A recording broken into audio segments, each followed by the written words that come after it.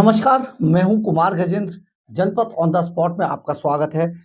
हमारे एक दूसरे social media platform podcast with Kumar Gajendra में भी आपका स्वागत है, जहां आप हमें सुन सकते हैं। अब बात करते हैं आम आदमी की। जी हाँ, ये शब्द इसलिए आपके सामने आया है आम आदमी, क्योंकि कल कोर्ट के अंदर जब सुनवाई चल रही थी, उस वक्त जो अरविंद केजरीवाल के वकील थे रमेश गुप्ता साहब, रमेश गुप्ता ने ये मामला अदालत के अंदर उठाया और अरविंद केजरीवाल को आम आदमी इस्टेब्लिश करने की कोशिश की।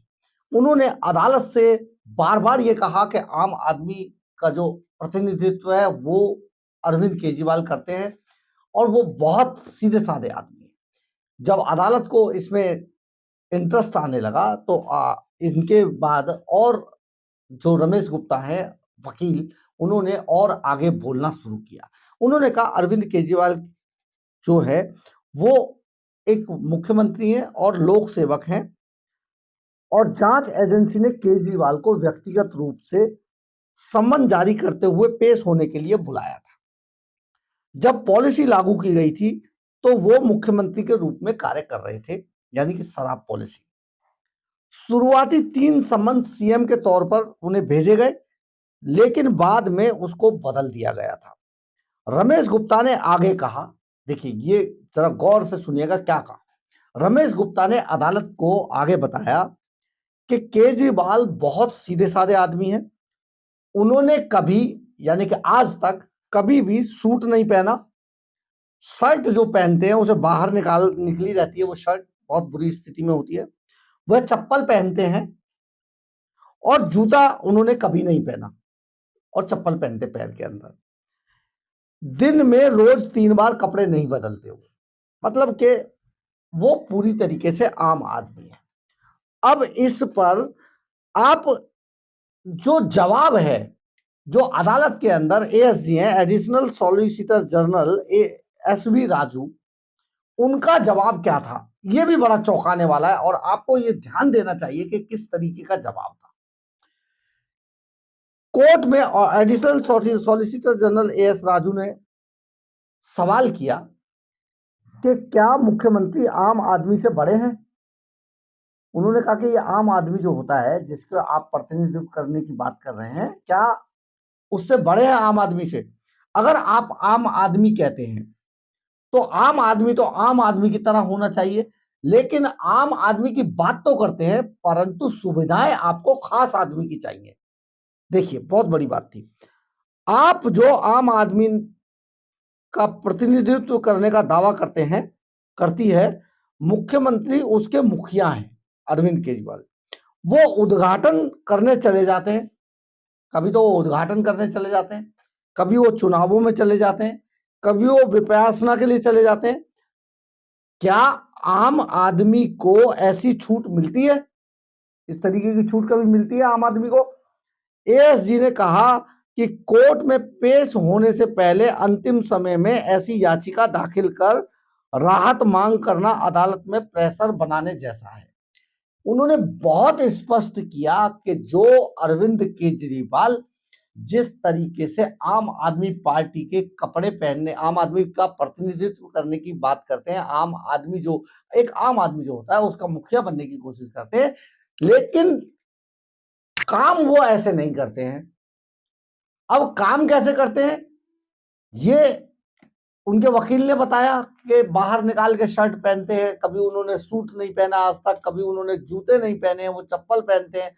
वो ये आम आदमी को इस्टेब्लिश करने की एक बात थी। लेकिन जब एसवी राजू ने बोला, जो एएसजी हैं, एडिशनल सॉलिसिटर जनरल, उन्होंने बहुत अच्छा तर्क दिया कि कभी वो जब ईडी का सम्मन की तारीख आती है तो कभी वो चुनावी दौरे पे चले जाते हैं, कभी वो विपासना पे चले जाते हैं, कभी वो उद्घाटन करने चले जाते हैं, लेकिन वो ईडी के सम्मन पर नहीं जाते हैं।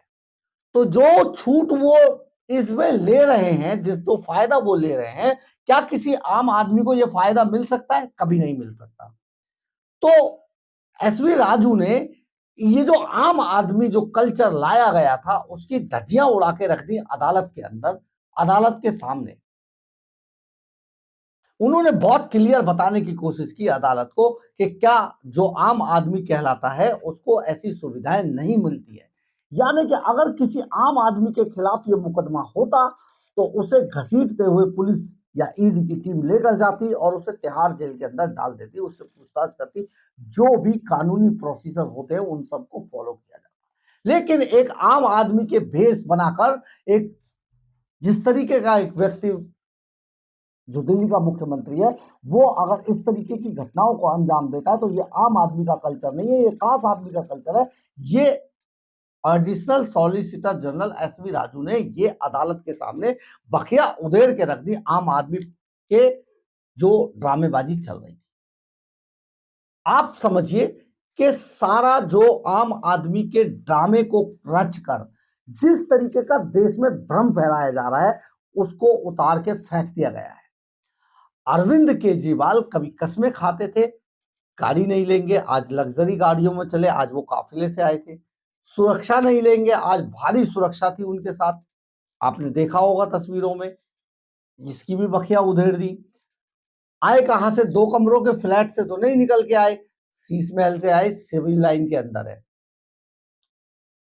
आप समझिए, इसके बाद भी ये अदालतों में भी आम आदमी बनने का जो ड्रामा किया जाता है, करते हैं, वो देखने लायक है कि सबको पता चल चुका है कि इनकी पोल खुल गई है, इनको भी पता है कि इनकी पोल खुल गई है, इसके बाद भी ये पूरा ड्रामा करते हैं क्योंकि हमारे यहाँ बहुत सारे लोग जो है अंधभक्त हैं और आंखें मीचे रहते हैं। सवाल इनसे इसलिए किया जाता है कि यही लोग थे जो ऐसा भ्रम फैला के आए थे, भ्रष्टाचार खत्म करने आए थे, बहुत सादगी से जीवन जीने की बात किया करते थे। शीला दीक्षित के 15 जो उनके बंगले में एसी लगे थे, उन पर बड़े सवाल उठाते थे। बिजली की इतनी फाइलें उनके पास थी, करप्शन की एक एफआईआर दर्ज नहीं करा पाए, और आज डीटीसी में घोटाला, चल बोर्ड में 78 करोड़ का घोटाला, 78,000 करोड़ का घोटाला। राघव चड्ढा भाग चुके हैं, वो समझ गए कि उन्हें भी जेल जाना पड़ेगा। उसके बाद पेंशन घोटाला, एमसीडी में घोटाला, एमसीडी के लोगों को सैलरी नहीं मिल रही है। अभी कल ही जो टीचरों ने कहा कि कितना बड़ा कंटेम्प्ट ऑफ कोर्ट कर दिया, इन्होंने धरना इनके घर के बाहर रात के 12 बजे दिया गया। उसमें उन्होंने बताया कि किस तरीके से जो पीजीटी टीजीटी जो टीचर होते हैं उनको एमसीडी में, प्राइमरी में शिफ्ट कर दिया गया, इसलिए कि ये दिखाने के लिए कि वो ये बता सके कि एमसीडी में टीचरों की कमी नहीं है। लेकिन आप टीजीटी को प्राइमरी स्कूल में शिफ्ट नहीं कर सकते, ये भी कानून है, और कोर्ट ने इस प्रक्रिया पर रोक लगा रखी थी उनकी पर। इसके बावजूद आप देखिए कितना भ्रम फैलाया जाता है, लेकिन अदालत में ये आम आदमी के चोले को उतार कर फेंक दिया additional solicitor general SV Raju ने, और वहां पर आम आदमी बिल्कुल जिस तरीके से खड़ा था, सचमुच बेहद शर्मनाक पोजीशन में था। ये आम आदमी की ड्रामेबाजी जो करते हैं, आम आदमी की ड्रामेबाजी पर जो राजनीति कर रहे हैं, वो अब ज्यादा दिन चलने वाली नहीं है। बहरहाल जो भी हो, अदालत में ये पूरा सच उधेड़ कर रख दिया गया। अगर आपको हमारी खबर अच्छी लगी हो तो आप इसे लाइक, सब्सक्राइब और शेयर जरूर कीजिएगा। कमेंट्स बॉक्स में अपनी राय जरूर लिखिएगा, इससे हमें ऊर्जा मिलती है। जय हिंद, जय